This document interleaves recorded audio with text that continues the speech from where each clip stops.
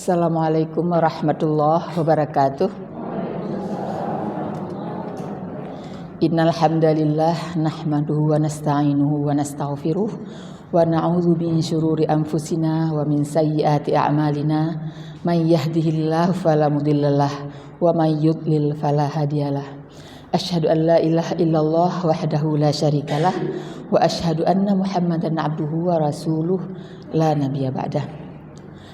Sudah sepantasnya lah puji syukur kita panjatkan kehadiran Allah Subhanahu wa taala yang mana sampai hari ini kita sudah berada di 20 Ramadan atau mungkin sebagian dari kita ada yang berada di 19 Ramadan. Alhamdulillah belum ada yang melapor ke saya minta diopname. Ya, belum ada yang melapor. Semua masih cantik-cantik semua kayak saya hadir enggak bulan Ramadan ini. Jadi semuanya masih glowing lah, masih ibu-ibu nih, masya Allah luar biasa nih emang kalau ibu-ibu Al-Quran yang begitu ya, semuanya cerah ya. Alhamdulillah ya Allah sudah berikan kita kesehatan, kesempatan dan semangat. Ibu masih tetap semangat untuk hadir di MTRJ ini. Seiring itu pula selawat serta salam mari sama-sama kita mohonkan kepada Allah agar senantiasa dilimpahkan kepada junjungan Nabi Muhammad sallallahu alaihi wasallam. Ibu Ketua beserta seluruh jajaran, nggak perlu saya sebutkan satu persatu namanya, ibu-ibu sekalian anggota pengajian MTRJ yang kami banggakan. Ibu-ibu kepada saya dimintakan untuk menyampaikan judul Gagal Ginjal Tak Kenal Usia. Ini kalau kita kasih kuliah nih nggak cukup 1 semester Bu. Tapi kan ibu-ibu ini memang brilian. Semuanya cerdas, semuanya cepat ya tangkapnya. Walaupun waktu dikasih saya 40 menit, tadi ini durasi 40 menit ya Ustadz katanya gitu kan. Wah, jadi karena brilian tadi 40 menit selesai semua cerita gagal ginjal, bahwa kenapa bisa nggak kenal usia. Nah ibu-ibu sekalian, sebelum kita cerita gagal ginjal, wadah sampai kemari juga Kak, luar biasa nih Kakanda. Sebelum kita sampai ke cerita gagal ginjal, tentu ibu-ibu harus tahu dulu anatomi ginjal. Ginjal itu di mana sih letaknya kan gitu. Apakah kan seperti ibu-ibu, aduh sakit kali hatiku. Membilangkan hati di sini ya Bu ya. Sakit tat hati lung ya sino. Tapi padahal hati letaknya di sini tuh kalau hati yang beneran nih, hati yang dhamir ya, enggak kelihatan di sini. Ini jantung ya, sayangnya di sini hati. Nah, kalau ginjal itu berada di rongga perut. Rongga perut disebutkan dengan rongga peritoneum, rongga peritoneal ya. Di belakang. Jadi retroperitoneal, letaknya di belakang. Betapa Allah menciptakan kita menjaga ginjal, karena cukup penting ginjal itu sampai Allah memang meletakkan di belakang. Coba kalau diletakkan di depan, setiap ada kecelakaan yang rusak apa duluan? Ginjal lagi. Betapa ginjal tuh mesin gitu, ya. Tune up dia sempat sebentar kan nggak lucu.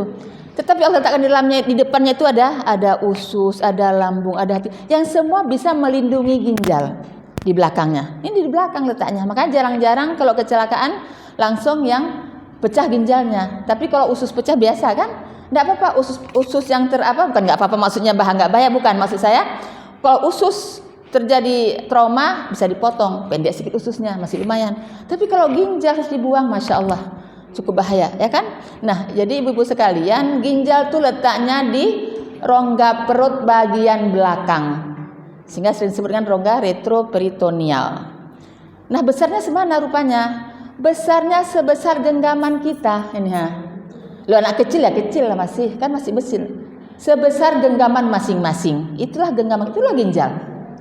Tetapi luar biasanya masya Allah buat fungsi ginjal itu bisa menyaring darah ibu-ibu sekalian, yang darah kemudian akan jadi ke kencing larinya. Menyaring darah itu per menit sampai 200 liter. Bukan 200 mililiter, 200 liter. Masya Allah, luar biasa kan Bu kan? Memang amazing. Maka istilahnya kalau bahasa Inggris itu amazing kidneys. Luar biasa emang. Nggak bisa dicontohkan dengan mesin apapun kecuali mesin cuci darah. Ya kan? Nah, ibu-ibu sekalian, itu normalnya dulu sekilas ya. Ya besarnya ya nggak akan lebih dari 11 cm lah. Ya inilah genggaman kita ya Bu ya. Ada yang 10 sampai 11 cm. Itulah dia besarnya 2 ginjal. Ada nggak orang yang 1 ginjal? Oh ada. Ada yang 1 ginjal memang soliter, itu memang dari sononya. Ada. Apakah dia bahaya?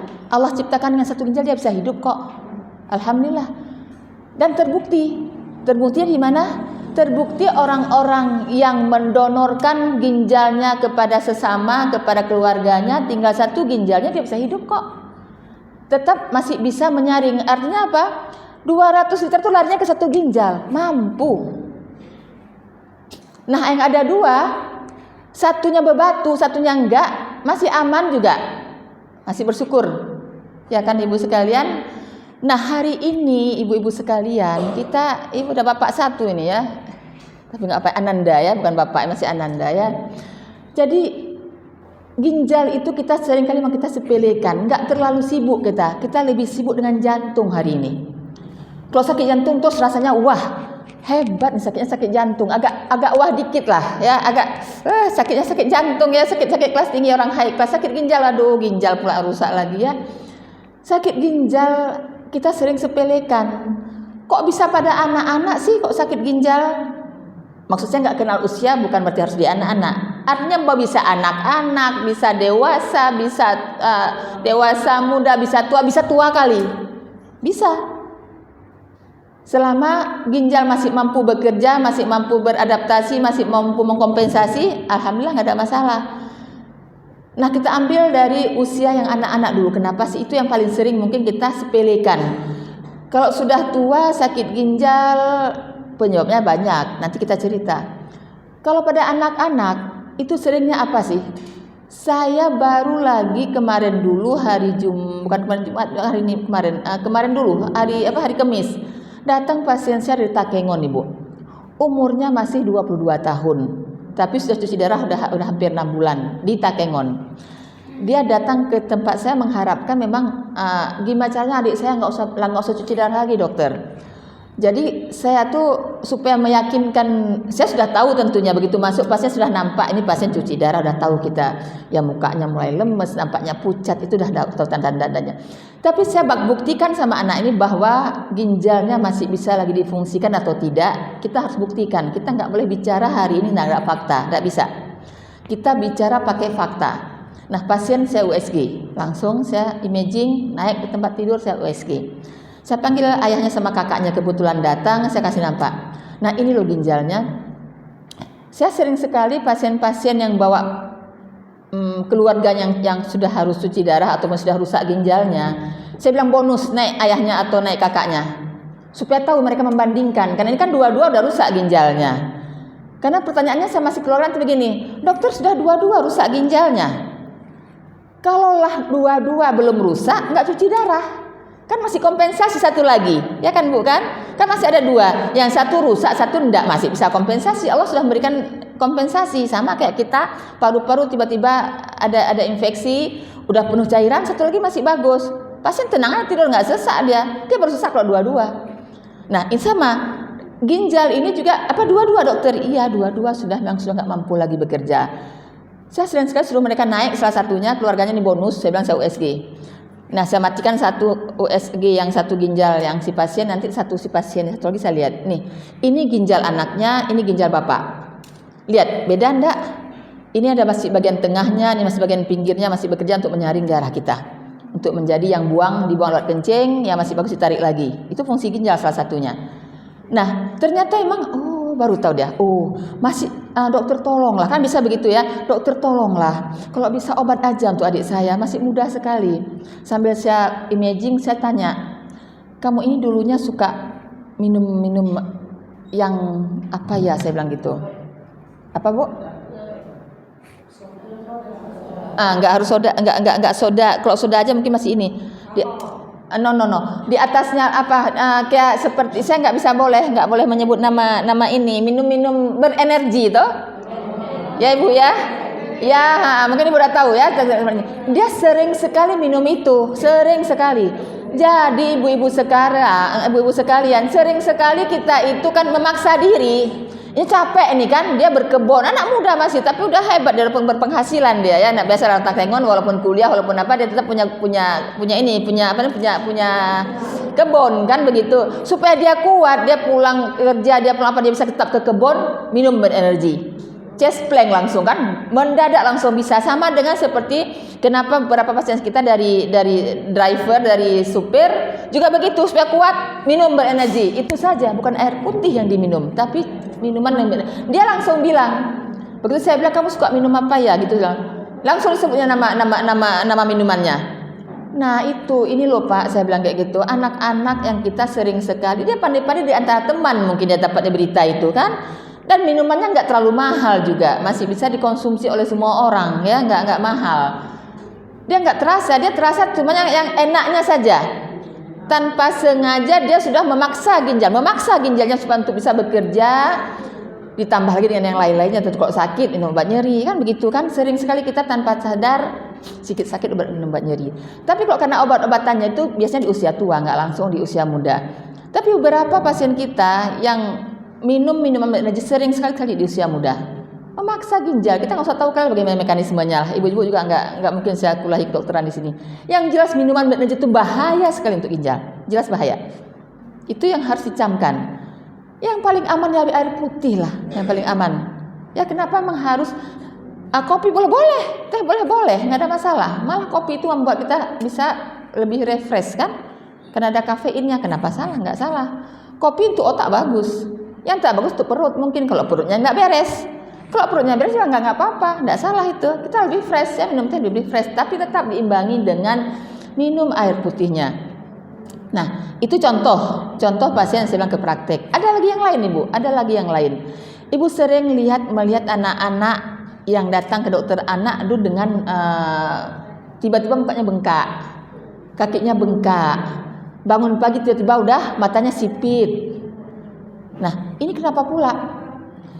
Ini yang terabaikan kadang-kadang begitu sembuh sudah nggak kontrol lagi. Ini namanya penyakitnya kalau bahasa awam kita kan bocor ginjal kita bilang, ya kan Bu? Pernah dengar kata-kata bocor ginjal ya? Proteinnya keluar, jadi bocor dibilang.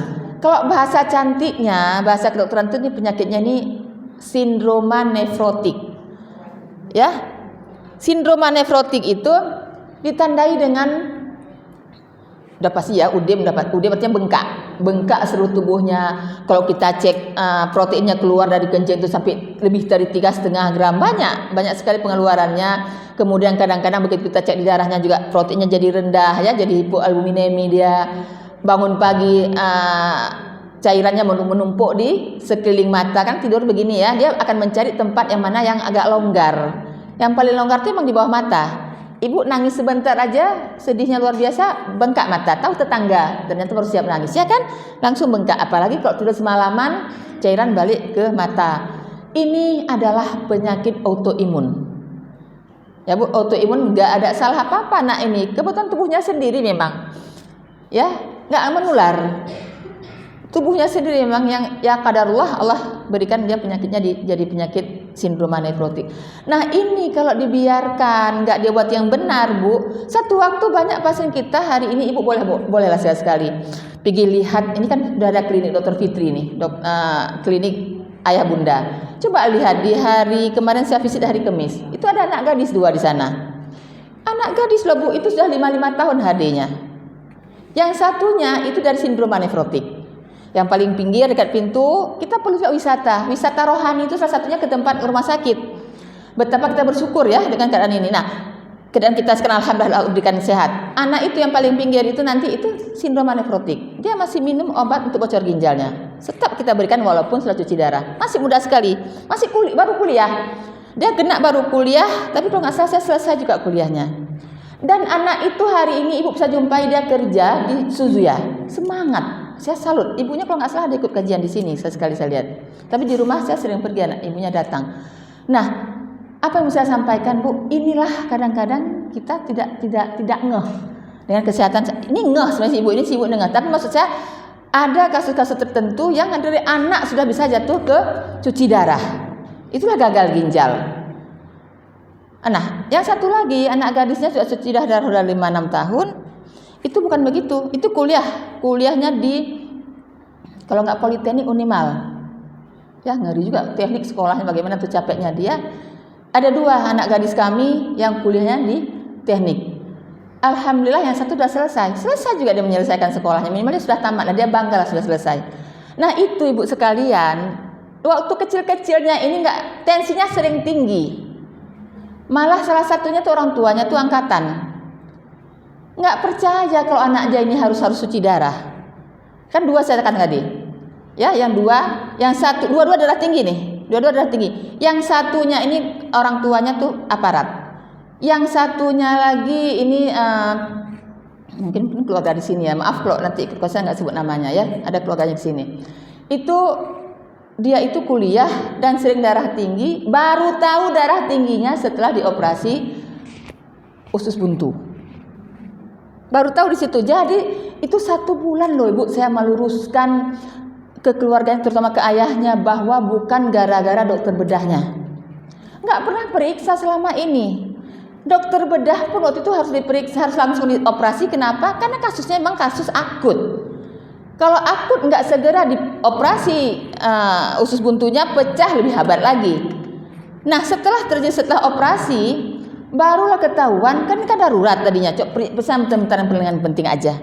Baru ketahuan fungsi ginjalnya ternyata dia sesak. Setelah itu baru ketahuan fungsi ginjal sudah naik.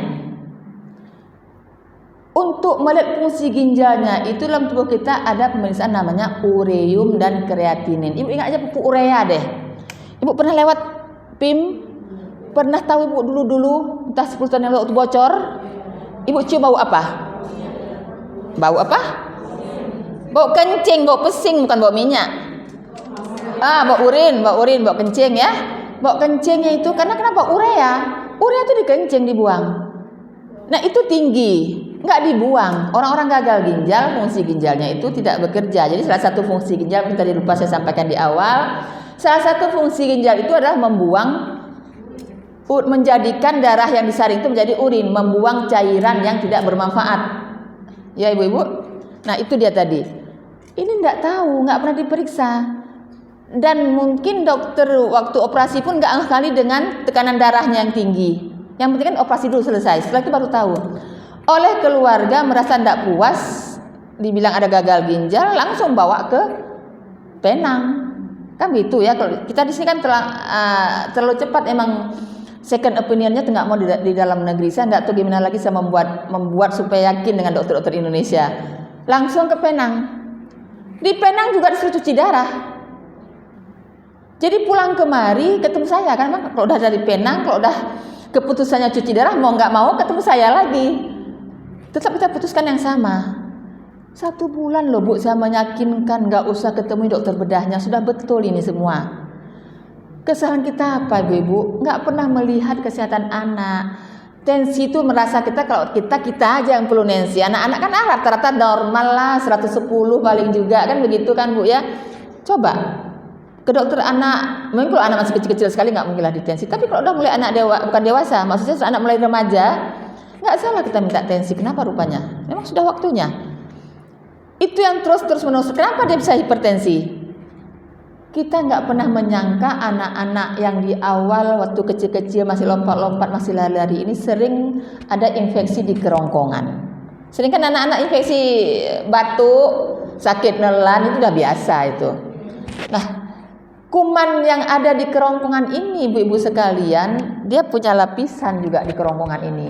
Yang lapisannya itu juga sama letaknya dan di basement membrannya ginjal, dengan dasar ginjal. Pokoknya ada juga membran yang sama dengan di ginjal. Membran yang sama juga ada di jantung. Nah, makanya kalau sekarang udah kurang sakit jantung anak-anak. Namanya penyakit jantung rematik. Itu gara-gara ini juga dari kuman yang sama. Kuman yang sama kena ke ginjal, enak dia rasa hidup di sana, dia terus menggerogoti di sana, dia bikin infeksi. Infeksinya nggak kelihatan ya, kadang-kadang nggak, mungkin kadang-kadang nggak demam, nggak apa-apa. Jadi tetap biasa-biasa saja. Tahu-tahu begitu kita periksa, tensinya sudah naik bertahun-tahun, nanti ginjalnya sudah mengecil. Kok baru umur 20 tahun kok tensinya sudah tinggi? Loh, ginjalnya nggak mampu lagi untuk memberikan kerja yang maksimal karena sudah mengecil tadi, sudah mengkerut ya. Kalau tadi normalnya kita 1 ini udah kecil lagi ukurannya, bisa jadi 7 atau 6 cm. Itu yang sering terjadi pada anak-anak ibu, ya itu pada anak-anak. Nah lari ke dewasa itu yang terbanyak yang hipertensi juga itu tadi. Kita tidak sadar Ada keluarga kita yang, maaf ya ibu-ibu yang sakit gula, saya nggak nakut-nakutin. Makanya harus periksa, itu saja. Ibu harus berani untuk memeriksakan diri. Walaupun diabetes, walaupun sakit darah tinggi, memangnya takut? Siapa takut? Yang penting harus periksa dan harus kontrol, selesai. Dengan terkontrol sama dengan ibu-ibu yang nggak kena. Nah, yang mau saya sampaikan apa? Yang diabetes, yang hipertensi, yang batu, orang Aceh banyak berbatu loh Bu. Betul.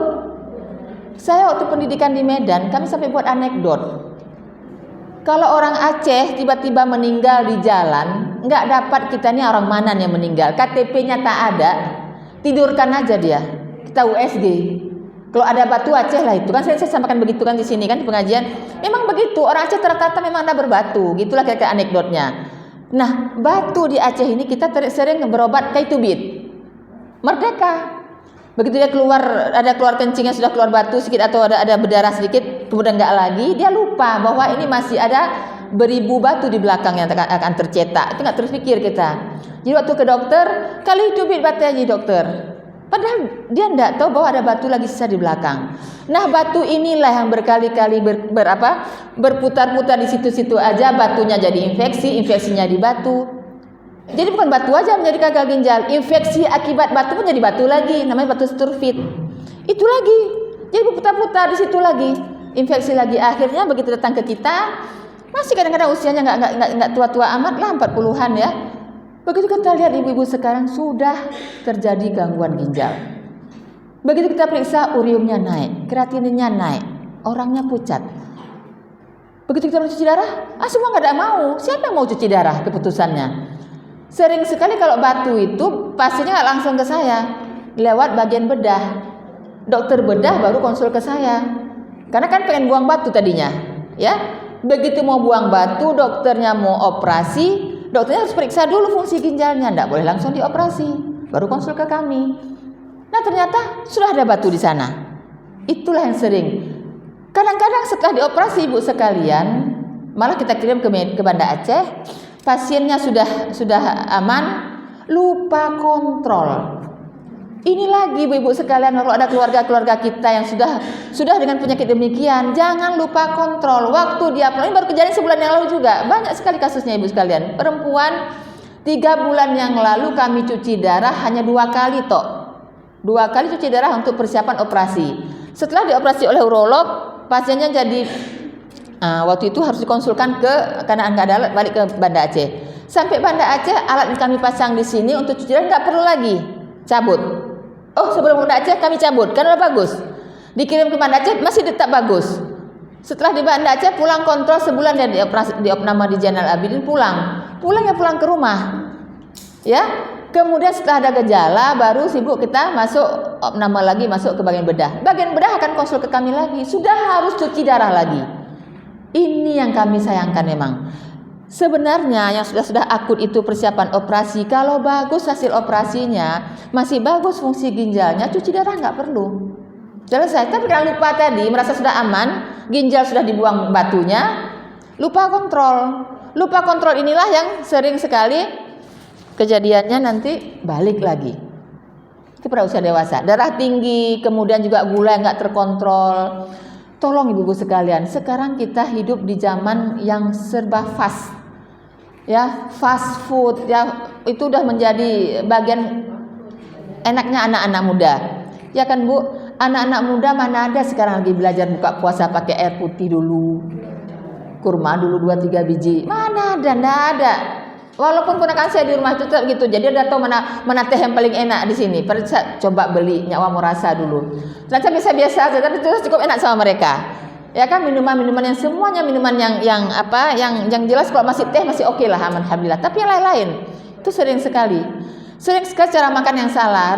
Minum minuman bersoda tadi juga tingkat gulanya cukup tinggi ya. Anak-anak suka pertemuan di antara mereka itu minumannya ya begitu. Anak-anak muda. Nah, mereka tanpa sadar, apalagi yang ada turunannya penyakit diabetes, mereka akan tercetus lebih cepat untuk muncul diabetes di antara mereka. Dan merasa senang-senang, sehat-sehat aja mereka nggak pernah kontrol juga. Kemarin dulu lagi, masih dalam minggu kemarin, masih dalam bulan 3, pasien saya kena saya sebentar saya cuti, kemudian saya balik, pasien tuh masuk, saya lupa lihat pasiennya masuk di ini Ricu Bu Nana. Ke Muzdalifah sebenarnya saya konsul, ke sebelahnya enggak. Lupa saya, betul memang lupa saya bilang. Merasa saya enggak ada pasien lagi sebelah sana. Tahu-tahu pasien sudah 2 hari sana, saya suruh masuk Dokter Fitri kemarin. Ternyata pasiennya juga masih muda, Ibu. Kemudian sore datang makciknya ke praktek. Makciknya memang pasien saya. Dokter, kenapa nggak lihat? Ponakan saya sudah 2 hari, saya sudah menangis dia. Udahlah, saya salah, saya bilang saya sudah lihat itu, saya minta maaf. Besok pagi saya lihat. Nah, yang mau saya bilang apa? Si makcik ini bawa adik yang sakit. Bawa adik yang sakit bukanlah orang bodoh. Dia itu karyawan kantor Bapeda di Medan lagi, Sumatera Utara. Ya, tetapi karena abangnya sakit, dia pulang. Jadi berapa orang dalam keluarga kena gula, Bu? Saya bilang sama si makciknya ini. Kami semua kena gula, dokter. Subhanallah, sayang ya, semua kena gula. Oh, yang ini enggak kan? Saya bilang gitu kan, dia nampak sehat gitu kan. Apa dokter itu juga kena katanya. Ya udah kalau kayak gitu saya periksa ya, enggak usah, dia bilang. Bonus enggak bayar. Saya bilang begitu, bonus dari saya nih, saya enggak bayar. Kan puasa nih, udah jam 6. Udah saya panggil perawat, coba cek ini Bapak ini enggak usah ambil apanya. Kita nih bonus. Periksa, Bu. Dia enggak pernah kenal dokter sekalipun sejak lahir. Si karyawan kantor Bapeda tadi itu saya periksa, Bu, diperiksa sama perawat saya 200 mg per desiliter. 200, Bu, udah mau buka itu. Ibu harus tahu ya, Ibu kan saya pernah dapat ceramah diabetes di sini kan. Normal gula puasa berapa? Di bawah 100. Di bawah 100. Ini sudah 200, dia tenang aja. Oke, saya buat resepnya, nggak usah dokter, nggak apa-apa. Saya nggak rasa apa-apa kok. Dia nggak mau buat, padahal abangnya besok cuci darah itu. Sampai segitunya kesadaran kita memang kurang sekali. Merasa sakit kalau memang udah lemas. Kalau merasa saya biasa-biasa aja kok, nggak merasa sakit, nggak mau periksa juga. Ada juga yang takut, nggak mau periksa nanti ketahuan sakitnya banyak, nggak bisa lagi makan apa-apa. Nah itu kan, itu yang salah. Biasa-biasa saja seharusnya. Kalau kita rajin periksa, Bu, tetap sehat dengan hipertensi, tetap sehat dengan penyakit degeneratif, tetap sehat dengan diabetes, nggak ada masalah. Sama kita dengan yang lain juga. Udah, ini contoh yang saya bilang masih usia muda, nggak mau. Nah inilah si abangnya juga karena diabetes itu tadi, padahal usianya belum 50. Ya, udah cuci darah. Sesak yang hebat, kemudian hari ini sudah yang bukan hari ini.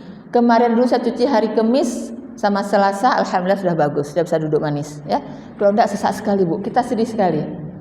Sedih sekali melihat pasien-pasien yang sudah gagal ginjal, yang harus membutuhkan terapi pengganti ginjal. Nah, kalau di usia tua, itu jelaslah ibu-ibu sekalian, dengan bertambahnya usia, kita semuanya menjadi banyak yang menderita penyakit degeneratif namanya, ya. Penyakit degeneratif itu ya penyakit ya hipertensi, sakit gula. Kan sering tukar pasien, saya waktu muda darah saya rendah loh dokter, 90, tapi kok sekarang saya 160 ya. Saya nggak ada keluarga saya yang diabetes loh. Kenapa sekarang saya sudah diabetes di umur 60 tahun misalnya? Penyakit degeneratif itu nggak kenal bahwa itu turunan, nggak ada hubungan. Ya nggak ada hubungan dengan turunan degeneratif. Tapi kalau emang ada turunan lebih cepat lagi tentu kenanya, kan begitu Ibu. Tapi nggak ada turunan pun bisa saja. Bisa karena faktor makanan, bisa faktor usia. Oh misalnya hipertensi, nggak ada turunan kok bisa hipertensi sekarang. Dulunya hipotensi. Karena aliran darah kita kan makin lama kan makin banyak apa istilahnya? Makin banyak sumbatan, makin banyak polisi tidur, lambat sedikit ya, sudah mulai lambat, makin terjadi lambat jalannya, ada pula di situ trombus, ada pula di situ lagi yang lain, tambah lama tekanannya tambah naik. Jadi dia memaksakan diri dia untuk bisa melewati suatu aliran kan. Nah itu, jadi nggak masalah di usia tua. Kalau dibilang usia tua sakit hipertensi ya wajar lah. Sakit diabetes juga emang ada, kenapa tidak? Bukan berarti kita harus terima dengan terima nggak berobat, terima dengan lapang dada. Qadarullah itu semuanya, tapi kita berobat. Kan disuruh tanya kepada ahlinya ya Bu ya. Allah dah siapkan obatnya kok. Bukan dokter siapkan obatnya, Allah. Allah dah siapkan obatnya. Nah, cari obat. Itu saja. Yang sembuhkan juga Allah, bukan dokter. Ya, sehebat apapun dokter itu nggak mampu menyembuhkan penyakit. Banyak kok penyakit yang biasa-biasa saja toh nggak sembuh juga kok dokternya. Nggak bisa. Walaupun yang sakitnya dokternya juga yang sakit, tetap obat dari Allah, yang berikan penyakit Allah, yang sembuhkan juga Allah. Oke? Udah berapa menit ini? Nanti keseenakan ngomong ini. Belum kan? Nah, jadi ibu-ibu yang mau kita sampaikan, gagal ginjal tak karena usia itu tadi, siapa aja boleh kena. Nggak harus tua itu seimbang dengan penyakit yang banyak. Nggak. Yang muda juga bisa. Oh, satu lagi, semuanya kan akan kasus pasien. Pasien ke praktek saya awal minggu yang kalau nggak Selasa atau Rabu, perempuan melahirkan dia di Banda Aceh. Melahirkan di Banda Aceh, kemudian dia karena belum bagus sampai kalau semuanya masuk opname lagi. Sampai masuk opname dia ke Sakinah. Dari Sakinah masuk opname lagi, masuk ke Bunda. Saya enggak tahu gimana orang supaya yakin sama Cik Mutia Bu Nana. Dari Bunda dikirim ke Cik Mutia, ketemu kami lagi. Nah, kenapa dikirim sampai ke dikirim ke Cik Mutia? Ternyata ibu sampai sana dia sudah gagal ginjal. Habis melahirkan. Habisnya masih bagus loh. Habisnya masih bagus. Kalau 11, sekian ibu melahirkan biasalah, ya. Di bawah 11 sudah anemi waktu ibu melahirkan, tapi masih lumayan, karena masih bagus. Dia jadi gagal ginjal. Alhamdulillah dia terperbaiki gagal ginjalnya itu, terperbaiki. Awalnya saya bilang ini kalau nggak kita lihat besok hasilnya nggak bagus, berarti satu-satunya jalan adalah terapi pengganti ginjalnya sementara kita masuk ke mesin. Sebentar aja, nggak lama insya Allah. Tapi alhamdulillah Allah berikan dia lebih baik lebih beruntung dibanding yang lain. Setelah hanya dengan pengobatan konservatif, istilahnya itu pengobatan cairan semua dicukupkan semuanya. Besok diperiksa lagi ulang fungsi ginjalnya, alhamdulillah sudah nggak perlu cuci darah. Hanya dengan untung cepat dibawa. Itu salah satu untungnya, cepat berobat. Makanya saya bilang usaha untuk cepat berobat itu jangan dianggap sepele. Sering sekali di antara kita tuh bisa ngobati sendiri ya, bisa. Dokter sekalipun Bu, tidak boleh menganggap sepele penyakitnya. Ibu mungkin baca di WhatsApp, ada dokter di Jakarta penyakit dalam lagi.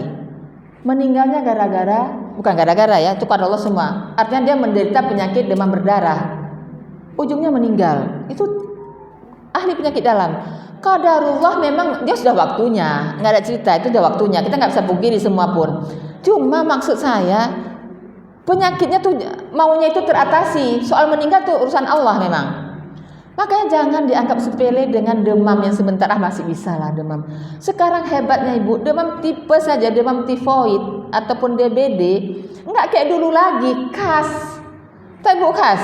Demamnya tinggi, kemudian dia pokoknya yang jelas lemas sekali. Sekarang enggak, pasiennya enggak demam, tapi sakit kepala hebat. Ya, enggak demam, sakit kepala hebat, enggak mau makan, sakit perut, minumnya ya kurang. Nah, begitu dia minum kurang, apa yang terjadi?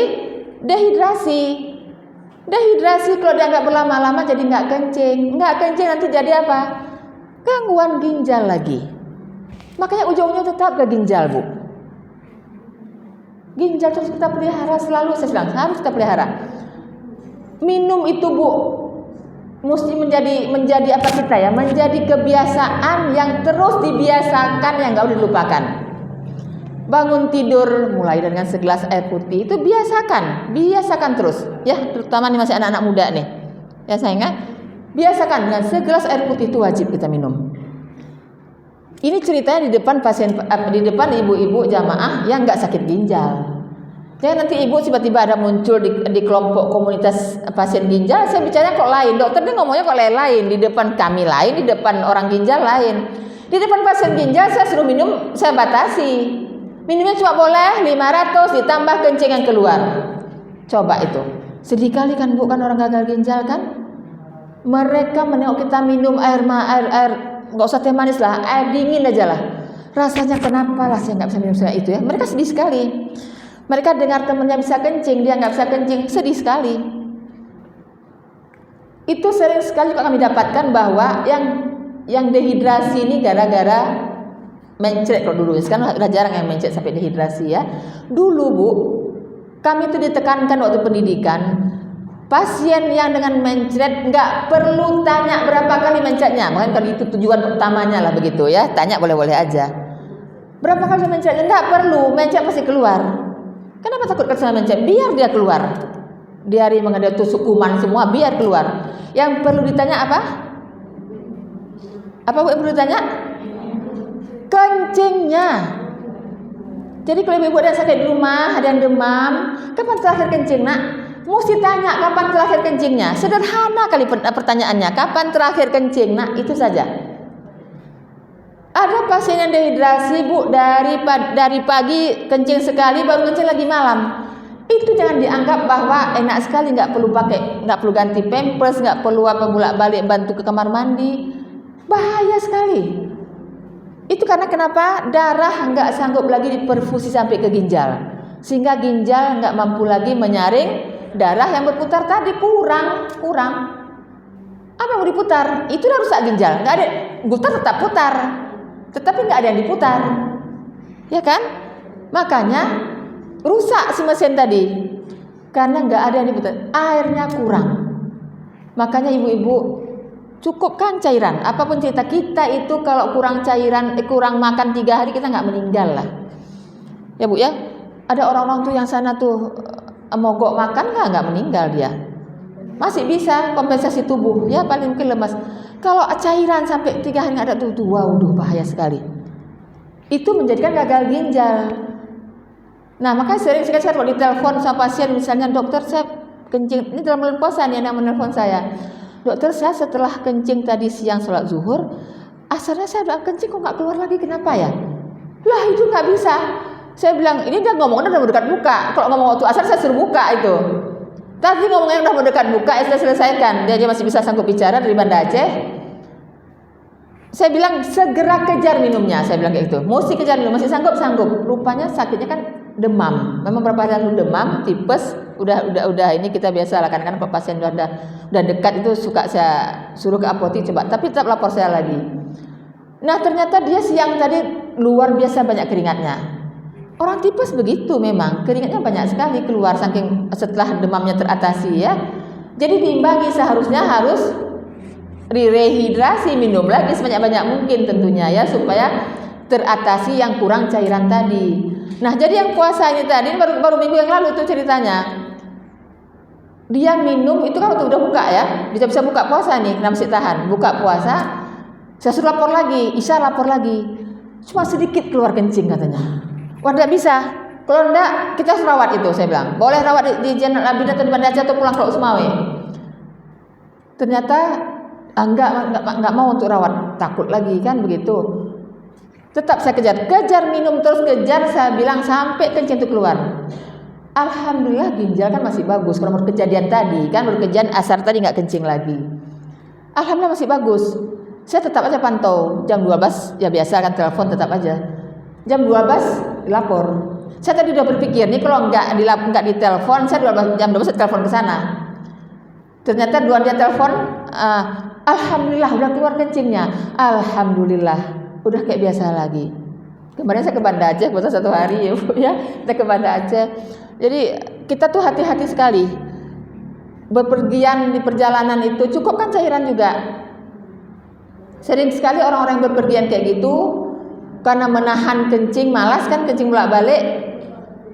Saya sendiri juga begitu, sering saya tahan sedikit, tapi jangan sampai tahan kali. Mungkin tahan sedikit kita akan bayar waktu buka puasa. Itu harus kita betul-betul kita mengira-ngira, minum kita tuh harus kita atasi waktu buka. Waktu buka puasa tuh diatasi, ya bu ya. Jangan pula minum langsung satu-satu cerat minum buka puasa. Enggak sholat maghrib habis itu bu, langsung klepek, enggak sanggup lagi sholat. Jadi salahkan apa? Salah tadi minumnya pakai air kelapa. Enggak salah air kelapa bu, siapa bilang salah air kelapa?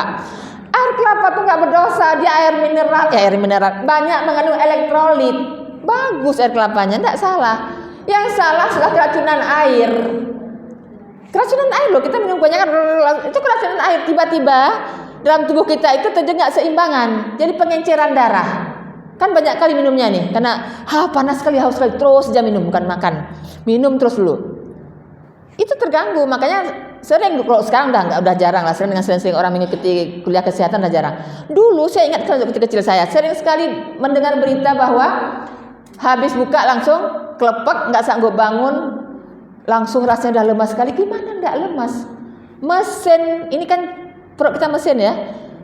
Ini tune up paling enggak itu enggak langsung kita makan, minumnya langsung banyak. Karena diajarin dalam agama.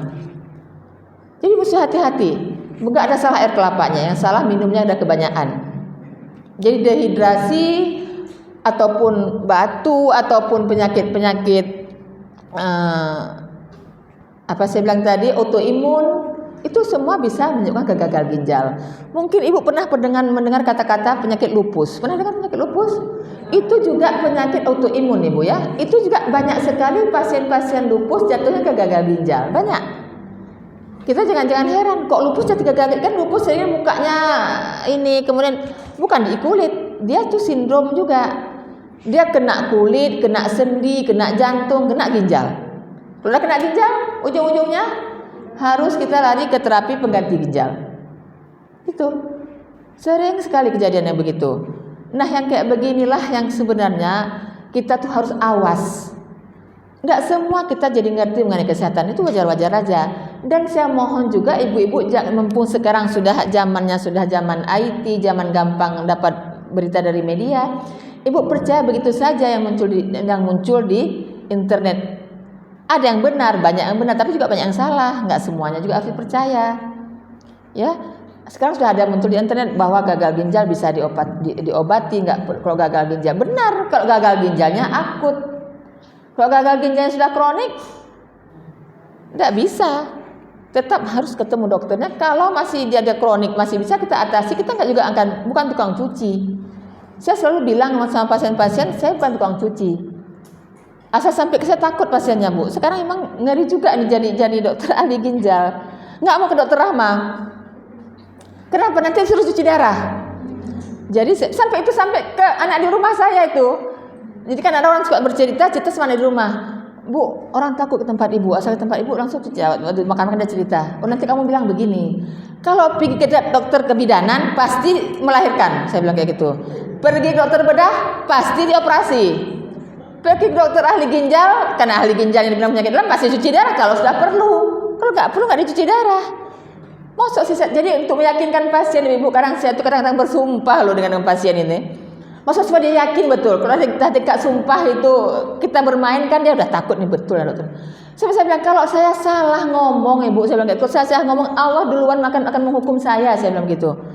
Kalau saya nggak sampaikan yang sebenarnya saya salah. Saya bilang kalau emang saya tujuannya untuk baik, ya maaf ya, pasti itu akan saya dosa, saya duluan yang harus menanggung dosa. Sampai itu kita bilang barulah sedikit pasiennya bisa mengerti. Kalau enggak tetap tidak. Kapan baru balik lagi ke kita? Sudah berputar-putar, sudah ke ahli ke orang pintar. Sudah ke orang pintar, baru balik ke orang bodoh lagi. Baru yakin bahwa seperti itu. Kami nggak akan menyuruh orang cuci darah kalau belum perlu. Makanya sebelum disampaikan ke sana, kita seharusnya obat aja dulu, berobat, nggak sampai ke sana kok. Pasien kami ada yang sudah 20-30 tahun sakit gula. Aman-aman aja kok. Malah tahun ini mau naik haji nih. Tahu umurnya berapa ibu sekalian? Saya nggak usah sebut orangnya, tapi orang Usmawe. Tahun ini naik haji umurnya sudah 80 sekian. Pakai hajinya pun haji ketiga, udah haji ketiga kali sudah. Iseng-iseng dia mendaftar aja lagi, kebetulan memang orang-orang ada ya. Itu 82 apa 80, saya lupa umurnya, yang jelas 80-an. Itu sebenarnya sumur muda saya itu udah orangnya sebenarnya itu ya 82 lebih itu kalau nggak salah saya. Itu bu pakai insulin tuh sudah, bukan nggak tunggu ceramah saya satu jam. Nggak mau orang pakai insulin langsung mendadak, mana ada yang mau. Tetapi dengan dia rajin berobat, dia rajin kontrol, dia karena orang beradab pergi ke Penang juga kan, kita kiblat kita Penang kan. Kalau dokter Penang bilang pakai insulin juga, baru yakin nanti, baru balik ke kita dapat ambil PJS lagi. Udah mampu ambil PJS juga, karena gratis kan, dapat 7 biji dia nggak tanggung-tanggung. Gulanya nggak pernah terkontrol bagus. Tetapi siap operasi, bisa dia operasi hernia juga bisa aman-aman aja, alhamdulillah. Semoga dia bisa berangkat haji juga bagus-bagus, sehat-sehat aja. Kemarin tuh mengambil obat lagi ambil ke BPJS kan, ke Melati. Saya kasih banyak juga, saya kasih surat untuk puskesmas kan, pengambilan obat dia. Tetap kuat. Hampir 30 tahun masih dari penjabat sampai hari ini. tetap sakit, nggak ada masalah selama dia tetap bagus. Loh, kalau sakitnya mulai jalannya mulai sedikit, ya itu ya biasa lah. Umur 80 masa jalannya tegap, nggak mungkin kan, tapi dia masih semangat. Jadi kita satu lagi ibu-ibu, yang kurang kita kadang-kadang semangat. Penyakit bisa macam-macam, tapi semangatnya yang nggak ada. Kita harus balik. Bukan hadis ya, ini apa namanya, sudah saya sampaikan. Ini kan kata-kata bijak, ya kan? Kalau kita ingat berbuat untuk dunia, seakan-akan kita hidup selamanya kan, kita berakhirat seakan-akan kita mati besok paginya kita balik. Ini baru sakit sedikit aja, ini kayaknya saya bakal pergi lah ini. Asli bilang bakal pergi, yang bilang bakal pergi nggak akan meninggal nih saya yakin. Selama begitu, jadi kita nggak usah sampai begitu sekalian dibalik ya. Seakan-akan kita akan hidup selamanya, tetap segitu, tetap terus ibadah. Tetap kita meninggal dalam ibadah, ya sudah segitu waktunya. Kan wajib.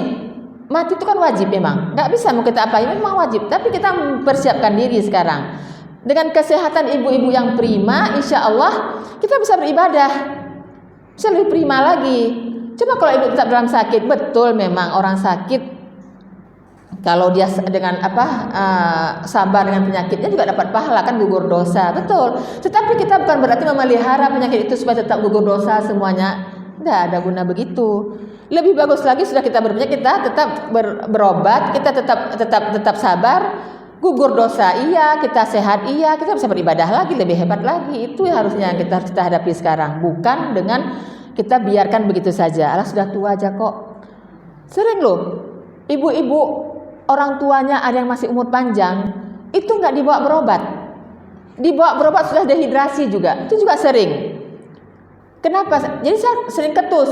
Ini kenapa nih? Ditunggu-tunggu saja atau apa ini? Saya bilang begitu.